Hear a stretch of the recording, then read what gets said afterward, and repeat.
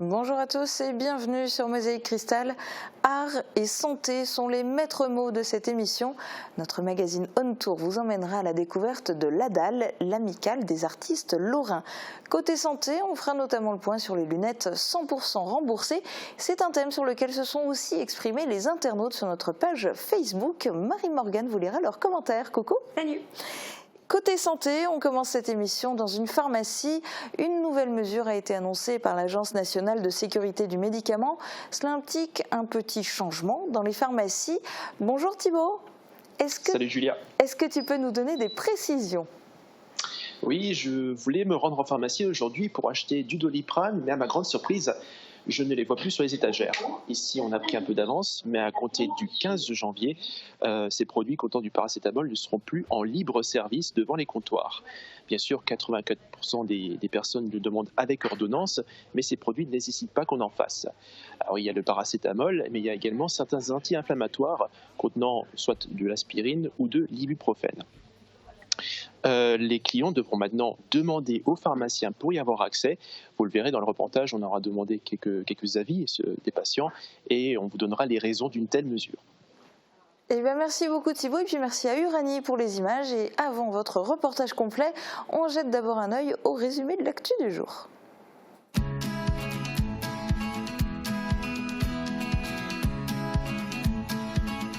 Des activités pour tous les goûts, c'est à Airtrix, chez Best.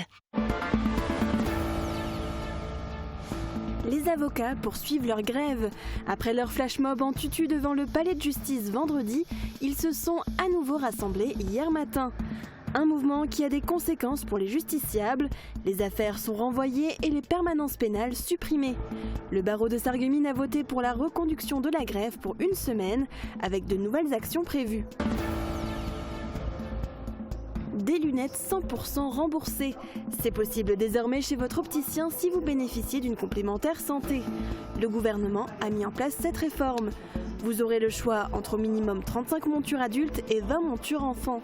Si vous choisissez une autre paire en rayon, sachez que le remboursement de la sécurité sociale a baissé et le plafond de remboursement complémentaire est passé de 150 à 100 €. Ticket Sport Culture à Sarreguemines, les inscriptions démarrent demain. Si vos enfants âgés de 4 à 17 ans souhaitent découvrir l'athlétisme, le rugby, les échecs, la broderie ou bien d'autres activités encore, les associations les accueilleront pendant les vacances de février et d'avril. Direction l'Hôtel de Ville pour s'inscrire, le 15 janvier pour les Sarregueminois, le 16 janvier pour tout le monde à l'Hôtel de Ville, puis à partir du 20 janvier en mairie, les lundis, mercredis et jeudis.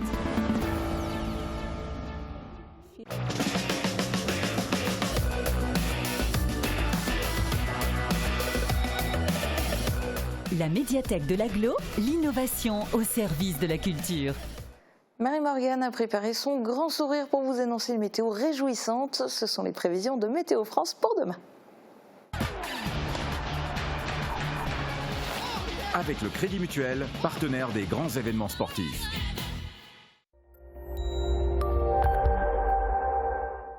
Et oui, j'ai une bonne nouvelle pour demain. Le soleil va nous accompagner de son lever à son coucher. Seuls quelques nuages devraient circuler en fin de journée. Dans la nuit, par contre, place à la grisaille et au brouillard. Côté température, les maximales seront comprises entre 11 et 13 degrés. Elles seront encore une fois au-dessus des normales de saison. Demain, nous serons le mercredi 15 janvier et on souhaitera une bonne fête au Rémy. Le soleil nous accompagnera de 8h20 à 17h01.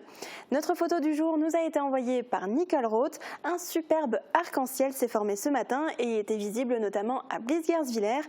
Merci à vous pour ce cliché et n'hésitez pas vous aussi à nous envoyer vos photos par mail ou sur notre page Facebook.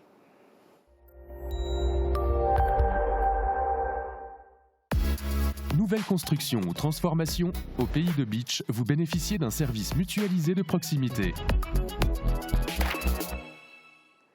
À partir de demain, les produits contenant du paracétamol, aspirine et certains anti-inflammatoires ne seront plus en accès libre dans les rayons.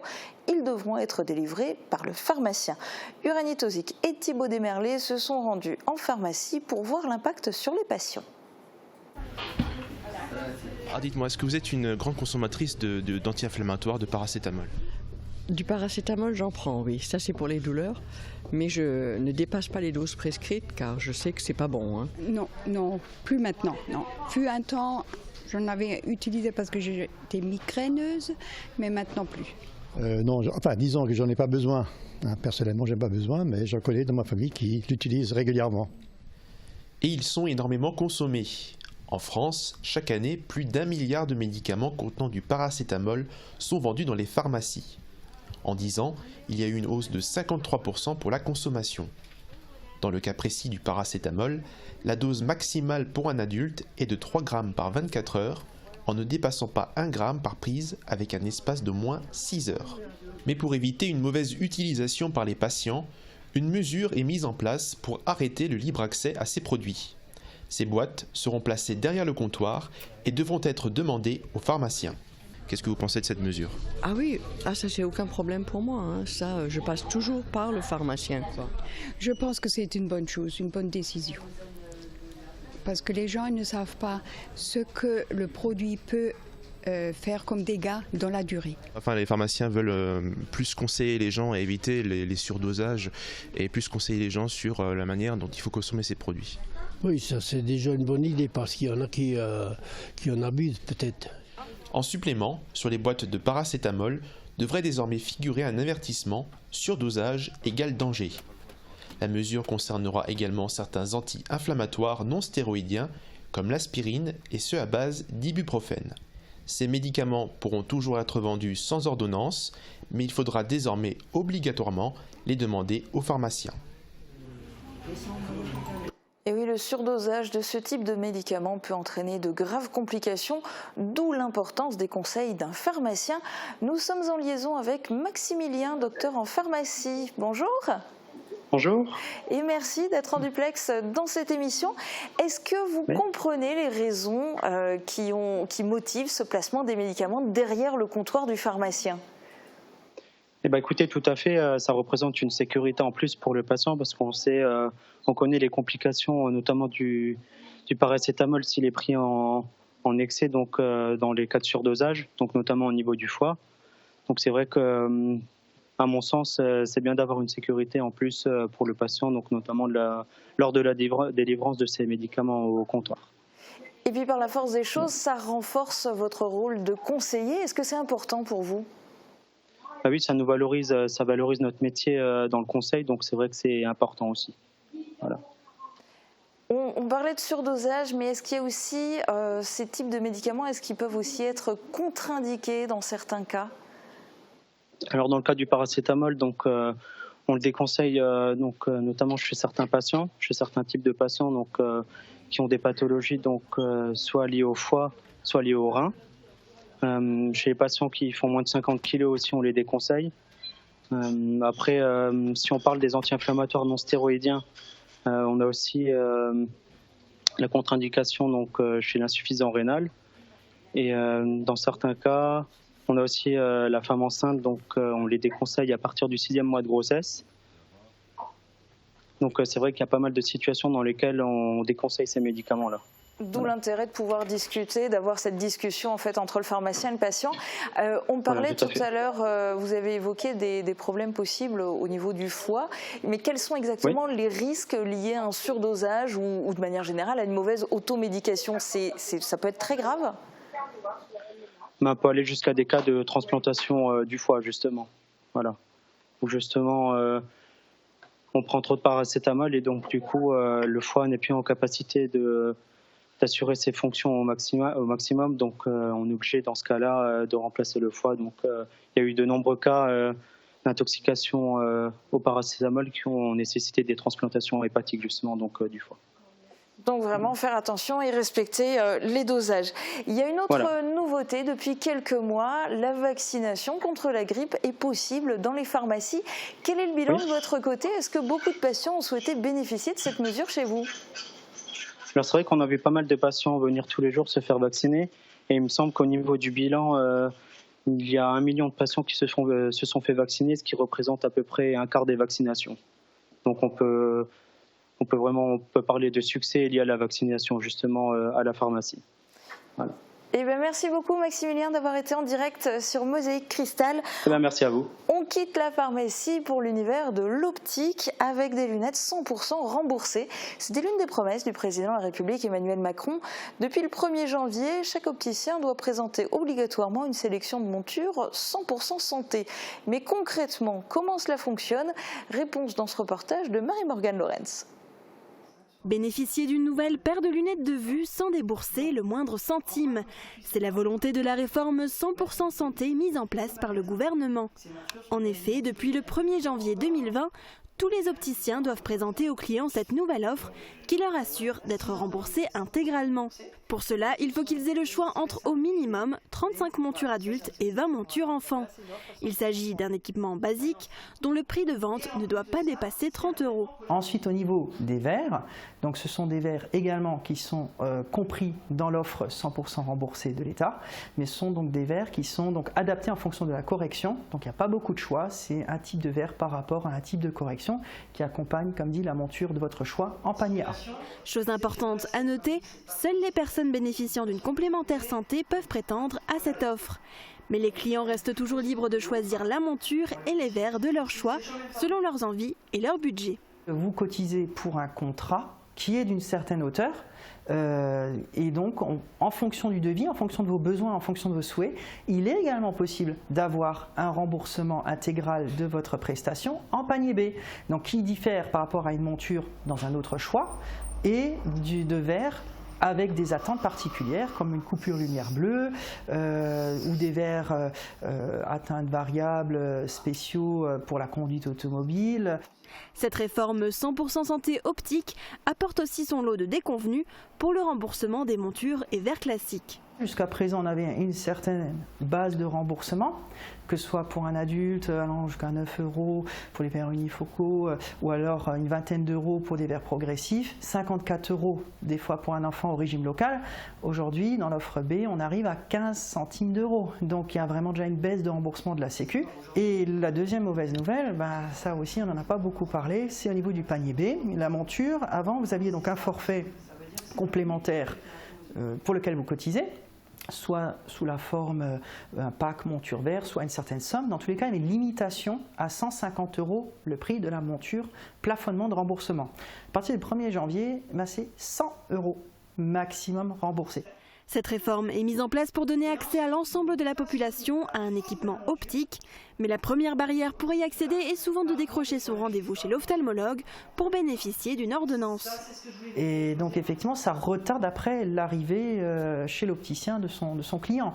Donc effectivement, c'est déjà la pénalité première qui n'a rien à voir maintenant avec les offres qu'on peut proposer. Maintenant, bien évidemment que ça va inciter certainement des personnes qui avant n'osaient pas franchir le cap de notre porte.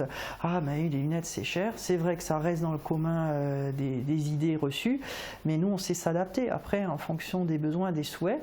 Et justement, cette proposition en instaurant l'obligation du zéro reste à charge va nous permettre de gagner donc ces nouveaux clients. Ils vont se dire, bon, maintenant je vais quand même y aller, j'en ai quand même besoin, elles ont 5 ans, elles ont 6 ans, je vais me les faire renouveler. Bon, je sais déjà d'emblée que j'aurai une possibilité de ne rien mettre au bout et d'avoir des nouvelles lunettes. Désormais, votre opticien vous proposera un devis normalisé avec l'obligation de présenter au moins une offre d'équipement du panier 100% santé. On continue dans le domaine de la santé avec une association pour aider les enfants nés prématurés qui souffrent de séquelles. L'association Regarde Bébé Plume récolte des dons pour permettre entre autres à ces enfants de bénéficier de séances de rééducation intensive. Guillaume Dumonteil nous en dit plus. Ma fille, elle s'appelle Yuna, elle a 5 ans et demi aujourd'hui. Elle est née grande prématurée, donc elle est née à 5 mois de grossesse. Et à cause de cette prématurité, elle a des séquelles. Donc aujourd'hui, elle a un handicap moteur et un handicap visuel. Pour améliorer son développement, Yuna se rend régulièrement à l'étranger pour suivre des séances de rééducation intensive. En Pologne, ça coûte, pour 15 jours, ça coûte 3 000 €. L'idéal c'est de l'amener tous les 4 mois, donc ça veut dire 3 à 4 fois par an, donc ça fait des sommes très importantes. Mais ces efforts en valent la peine. À chaque fois qu'on revient d'une séance de Pologne, il y a toujours des petits progrès. Après Yuna elle vient de loin, c'est compliqué, son handicap Il n'y a pas de miracle, mais chaque petit geste supplémentaire pour elle, c'est une autonomie pour plus tard, donc c'est une grosse victoire à chaque fois. Pour aider financièrement les parents, une association a été créée, Regard de Bébé Plume. Elle récolte des dons en organisant notamment des événements, le tout au bénéfice des enfants nés prématurés et qui souffrent de séquelles. Sur l'année 2019, on a dépensé environ 15 000 € pour des thérapies et du matériel. Donc ça passe par des stages en Pologne, des stages de rééducation intensive, mais aussi du matériel tel que des fauteuils roulants, des aides pour le déplacement de Yuna. Aujourd'hui, là, au bout de 2 ans d'existence de l'association, on a ouvert l'association à d'autres enfants. Donc toujours, il faut qu'ils respectent, par contre, que ce soit des prémas qui ont des séquelles. Et si les parents nous sollicitent, on les aide à organiser des événements et on les aide même financièrement pour qu'eux puissent réaliser leurs projets pour leurs enfants. L'an passé, un défi Tour du Monde a été accompli. De nombreuses personnes y ont participé en parcourant autant de kilomètres qu'elles le souhaitaient. L'effort de chacun était comptabilisé et mi-décembre, l'objectif était atteint. Les membres de l'association tiennent à les remercier. Des personnes qui ont participé, qui ont mis du cœur, qui se sont mis à marcher aussi, des non-sportifs qui ont participé à l'œuvre et à ce Tour du Monde. Il fallait quand même accomplir 40 075 km, c'est pas rien. Une marche a également été organisée 2 années de suite à Kerbach et le 14 juin prochain aura lieu à Sarreguemines un nouvel événement avec l'association Passion Marche Nordique. La marche, c'est une des activités que vous pouvez permettre à un malvoyant de pratiquer. L'appel à bénévoles est lancé. Les aveugles et malvoyants ont besoin d'auxiliaires sur le secteur de Sarreguemines. À travers ce reportage, Marie-Luve vous présente une association mosellane qui peine à recruter localement. Cours de tai chi. Les élèves doivent regarder le maître pour reproduire les mouvements. Impossible pour France, elle est aveugle. Pourtant, elle pratique la discipline grâce à Monique. Monique décompose chaque enchaînement et enregistre sa voix sur une clé USB. Inverser les bras tout en pivotant. Grâce à ce petit truc tout simple, France peut s'entraîner chez elle et mieux appréhender la technique. Pendant le cours, Monique est toujours à côté d'elle pour éviter les chutes, pour la faire pivoter si elle est dans le mauvais sens. J'essaie de le faire les yeux fermés pour voir comment c'est quand on ne voit pas pour l'équilibre, donc pas évident quoi. Sans l'aide de Monique, France ne pourrait pas pratiquer le tai chi avec autant d'assiduité et de sérieux. Je pense que je perdrais le moral, je serais complètement déprimée. Je ne pourrais pas faire tout ce que je fais là maintenant. Elle est précieuse, très précieuse. France est pourtant bien entourée. Elle a de nombreux amis, comme Odile. Mais elle fait également partie d'une association qui lui permet de maintenir des activités physiques, culturelles ou simplement du lien social. Grâce aux auxiliaires d'aveugles, les proches sont moins fréquemment sollicités. Et selon leur disponibilité, ils endossent les rôles d'accompagnants et de chauffeurs. Écoutez, si ce sont des malvoyants, ils ont besoin peut-être d'une voix qui les guide, d'une main qui les prend, simplement une petite aide. Christiane va peut-être se laisser tenter et rejoindre l'association. La section forbachoise existe depuis 4 ans, mais peine à recruter du côté de Sarreguemines. Les auxiliaires sont pourtant primordiaux, car ils évitent l'isolement. Ensuite, la magie opère. Ces gens-là, justement, qui malheureusement ne voient pas, ils ont un comportement qui est incroyable. Et en plus de ça, ils font des choses qui sont juste magnifiques. Moi, je dis toujours, un non-voyant, c'est quelqu'un de tout à fait normal, mais qui ne voit pas, c'est tout. À la journée du bénévolat organisée à Forbach, Salvatore présente l'association. Le handicap peut faire peur. Fréquenter des personnes aveugles ou malvoyantes peut être un premier pas. Lancez-vous!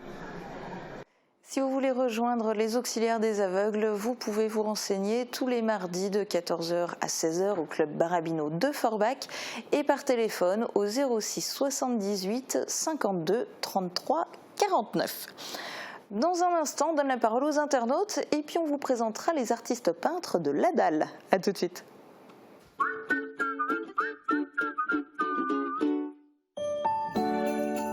En 2019, AVS Santé vous a accompagné dans vos besoins en matériel médical. Nous vous avons aussi accompagné dans vos transports quotidiens ou occasionnels. Et nos équipes de service à domicile vous ont accompagné pour prendre soin de vous 24 heures sur 24. Et en 2020, nous continuerons à le faire parce que c'est notre métier. Toute l'équipe vous souhaite une bonne année et surtout une bonne santé. AVS Santé, notre métier, vous accompagner. Vous êtes seul, vous avez envie de partage, de confiance, de dialogue, d'être aimé. N'hésitez plus, faites le premier pas. Fanny Jameau vous accompagne. Elle saura vous écouter et vous aider à faire le deuxième pas, celui qui vous mettra en relation avec des personnes ciblées et qui vous correspondent. L'agence Avenir Complice vous accueille à Sarreguemines et à Metz. Près de chez vous, quelqu'un vous attend. Soyez curieux, découvrez la nouvelle saison culturelle 2019-2020 au Pays de Beach. Au programme, des artistes de renom, des concerts et des spectacles empreints d'humour, de rêve et de magie. Ne manquez pas le groupe de musique Vikingskald ce vendredi 24 janvier à l'espace Cassin à 20h30. Informations disponibles à l'espace René Cassin de Beach ou sur www.cc-paysdebeach.fr. Vous connaissez cette situation ? Dans le doute, n'hésitez pas. Faites dépister votre audition. À la passion de l'audition, bénéficiez de l'accompagnement et de l'expertise de nos conseillers.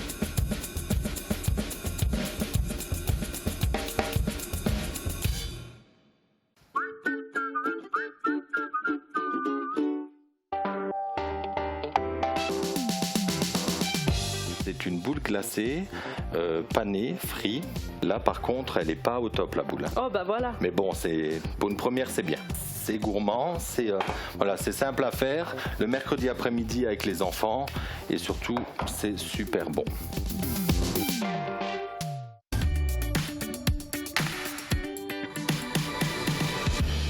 L'isolation thermique des murs par l'intérieur ou par l'extérieur, quels sont les avantages et les inconvénients ? Isoler les murs reste l'une des priorités majeures pour améliorer le confort de son habitation, mais surtout pour diminuer ses dépenses énergétiques. Avoir des murs en pierre très épais chez soi ne veut pas dire bonne isolation.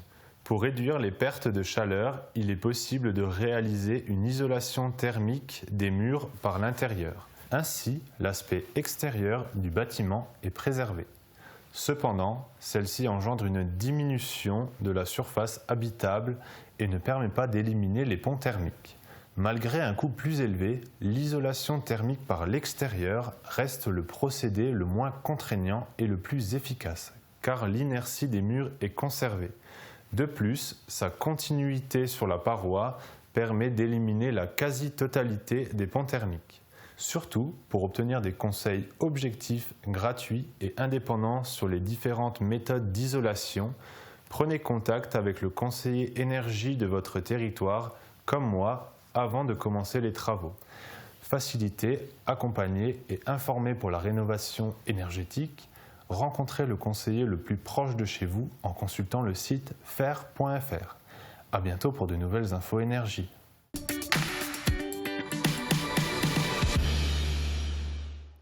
Marie-Morgane, on l'a vu tout à l'heure dans ton reportage, depuis le 1er janvier, la réforme 100% santé optique est mise en place. Et toi, tu as voulu connaître aussi l'avis de nos internautes concernant cette nouveauté.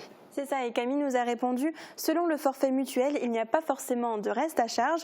Le 100% santé est uniquement un avantage pour les mutuelles qui vont économiser au détriment de leurs adhérents qui cotisent toujours plus. » On leur a aussi proposé un sondage pour savoir s'ils allaient plutôt se tourner vers cette offre 100% santé ou au contraire s'ils allaient choisir les lunettes comme habituellement avec la monture de leur choix, avec le risque qu'il y ait là un reste à charge. Et ils sont 69% à vouloir avoir le choix et faire leur achat de monture et de verre comme d'habitude. Et 31% des internautes vont, eux, profiter de la nouvelle offre. Et David voudrait élargir cette réforme. Il a écrit « Pour la dentition, ce serait pas mal non plus, surtout quand on a des enfants qui doivent porter un appareil. » Oui, ça serait une bonne idée pour la prochaine étape. Merci Marie-Morgane. On passe au volet artistique de notre émission avec en premier lieu une annonce. Il reste des places pour faire partie du public lors du concours Jeunes Talents organisé par le Lions Club de Sarreguemines. La deuxième édition a lieu ce samedi à 19 h à l'hôtel de ville de Sarreguemines. C'est un concours pour des candidats emplis de talent. Ils seront départagés par un jury présidé par Marina D'Amico, qui est aussi la marraine de cette soirée caritative. Les bénéfices de cette manifestation seront intégralement reversés à l'association Raphaël Lorraine, qui soutient les enfants malades en leur permettant de réaliser leurs rêves. Les billets sont disponibles en prévente à l'office de tourisme Sarreguemines Confluence et à l'espace billetterie de Cora Sarreguemines. Vous pourrez aussi acheter vos places le soir même, mais là, ce sera 2 € plus cher. Et maintenant, à vos pinceaux, cette semaine, notre magazine On Tour part à la découverte de l'ADAL, l'amicale des artistes lorrains. L'occasion pour Irani de prendre un cours de peinture. Je vous laisse en sa compagnie. Très bonne journée à tous. À demain.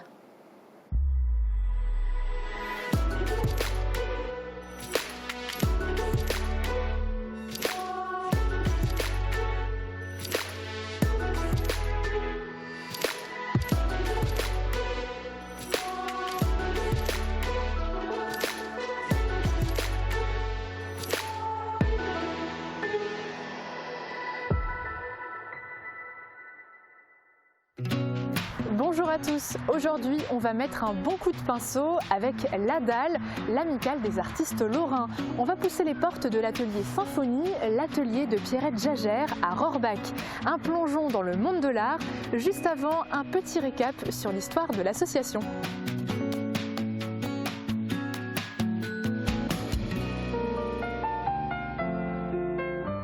Une amicale pour ne plus être seule dans son atelier.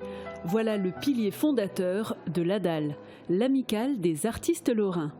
Bien que née en 1947, l'amicale, qui a son siège à l'hôtel de ville de Sarreguemines, n'a déposé ses statuts qu'en 1958. Ses membres viennent principalement de Moselle-Est et du secteur de Saint-Avold, Metz et Thionville. Mais certains membres se trouvent également en Alsace du Nord et en Allemagne. L'ADAL, c'est une grande famille d'artistes peintres et sculpteurs professionnels et amateurs. L'amicale leur permet de sortir de la solitude de l'atelier, d'échanger des idées, des savoir-faire parfois, et de se soumettre à un œil plus critique que celui du cercle familial. Certains artistes sortent d'écoles d'art, d'autres sont autodidactes ou ont suivi des stages auprès d'artistes renommés. Chacun a son style, sa technique, sa matière, son univers, mais tous ont une passion commune, créer.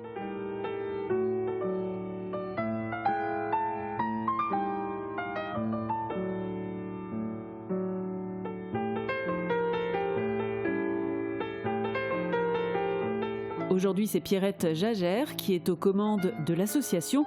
Elle succède à de célèbres artistes du secteur. Joseph Megli, membre fondateur de l'ADAL, disparu en 2012, ou encore Gérard Ouvert, qui était aussi membre fondateur de Cadre, une autre association d'artistes, lui aussi disparu en 2014.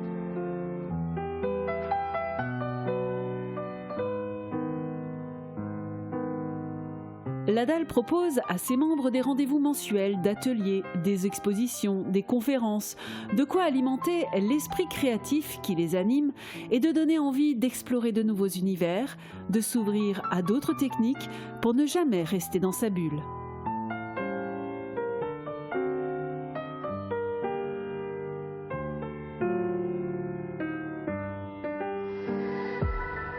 Pierrette Jagère, bonjour.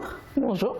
Vous êtes la présidente de l'amicale des artistes lorrains. J'aimerais savoir pour commencer, comment ça vous est venu cette passion pour la peinture? Vous avez toujours eu le pinceau à la main? Depuis 25 ans, on m'a offert une boîte d'aquarelle et c'est comme ça que je suis partie à l'aventure. Donc c'est parti d'un cadeau finalement. Voilà, d'un cadeau. Et comment ça s'est passé après? Après, je me suis initiée à des cours de peinture, de dessin, d'aquarelle, de peinture à l'huile, en ayant fait des stages, rencontrant des grands maîtres.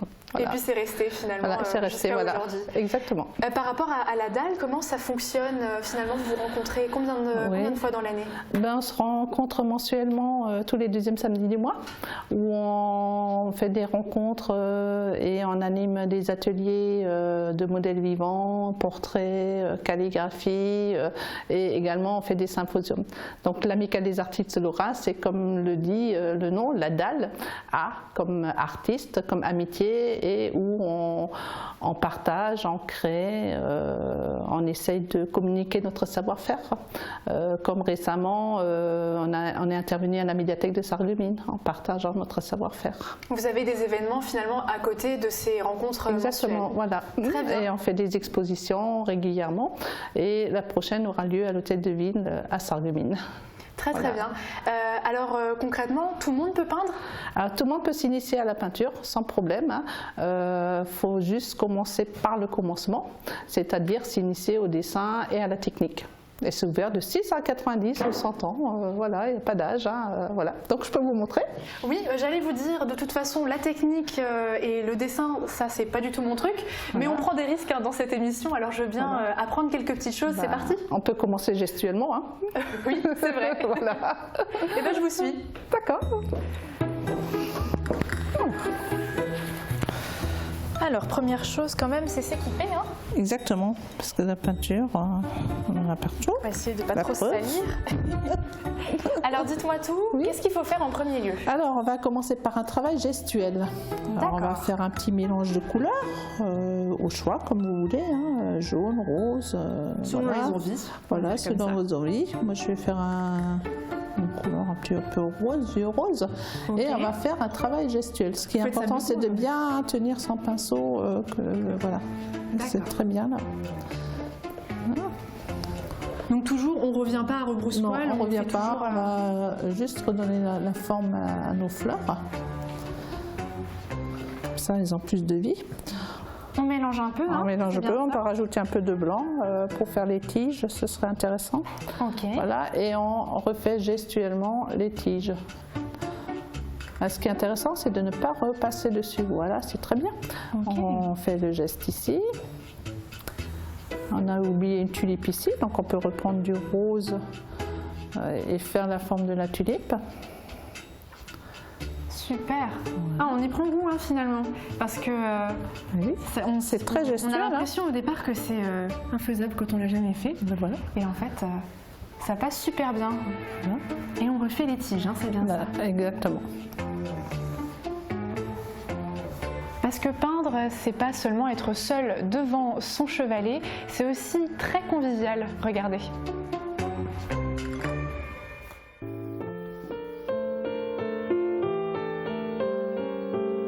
Ambiance studieuse dans l'atelier de l'Adal. Une fois par mois, les Adaliens qui le souhaitent participent à un atelier de dessin avec modèles vivants. Pendant 2h30, le modèle enchaîne les poses pour permettre aux dessinateurs de réaliser des séries de croquis au crayon, au fusain ou toute autre technique. Cet atelier est habituellement un atelier nu. La représentation du nu étant le meilleur exercice pour progresser en dessin, les membres de l'Adal développent ainsi leur sens de l'observation. Alors ce matin, je me suis dit, faire des nus, oui, j'aime bien, mais je ne suis pas douée du tout. Moi, je fais plutôt de l'abstrait.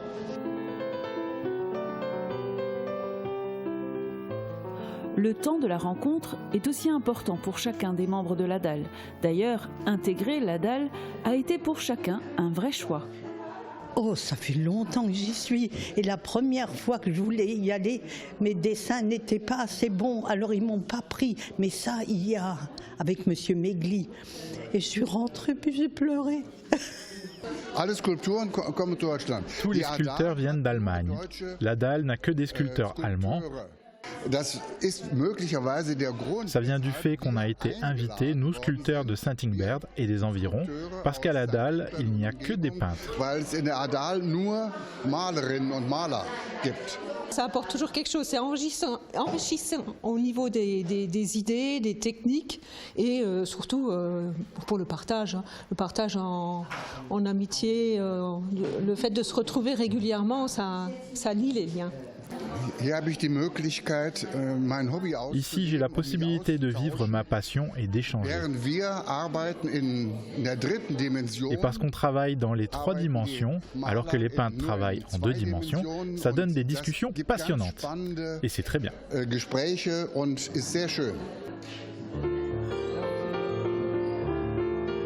Et comme ici, on est une grande famille. Aujourd'hui, on profite aussi de cette première séance de l'année pour partager une galette des rois en toute convivialité.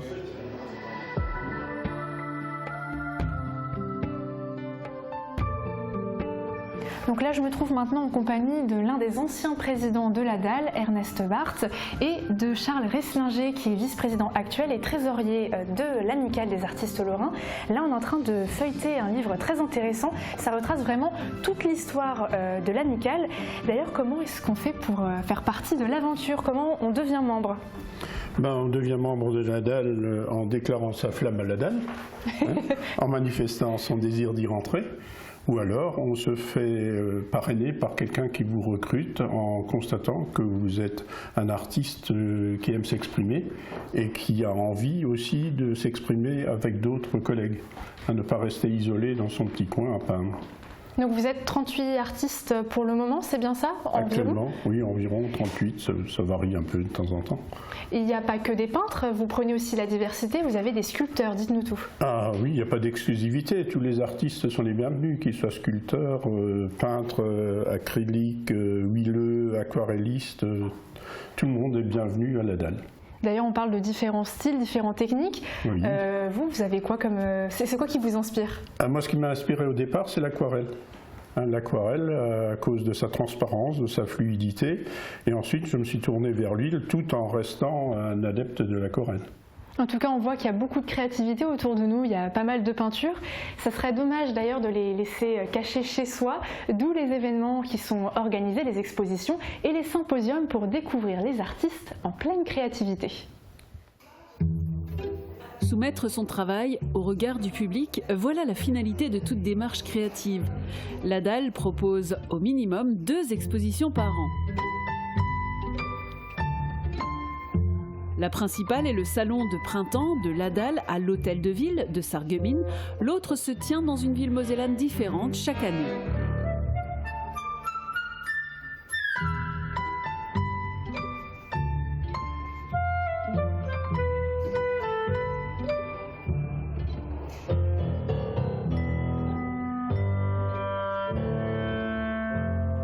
Et puis parfois, il est intéressant de sortir du confort de l'atelier pour se confronter à la nature, au paysage, lors de symposiums. On passe la journée dehors, on déjeune à la bonne franquette et c'est surtout le moment de la convivialité. On échange des points de vue, des idées. C'est là que la dimension famille d'artistes prend tout son sens. En aquarelle, il faut d'abord penser à laisser du blanc. Parce qu'une fois que c'est sombre en aquarelle, on peut toujours être une petite cire. Comme ça, au moins, j'ai les masses principales et après, j'ai travaillé un peu.